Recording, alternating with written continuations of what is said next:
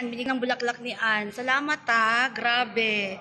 Social. O, diba? Diba? So, yan ang mga blessing natin na akala mo mahal.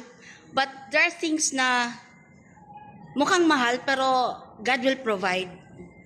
Ang tanong nga sa akin, paano daw ako Hello!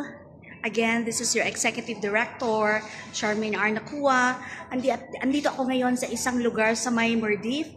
Bongga ang kanilang mga bulaklak, grabe. Diba? Tingnan niyo naman yan. Diyos ko, ang gaganda. O, diba? So, again, as what I have shared to you, dati pa akong COVID survivor. Ayan, positive lang tayo. Lahat ng mga magaganda sa paligid. Picture-picture, video-video.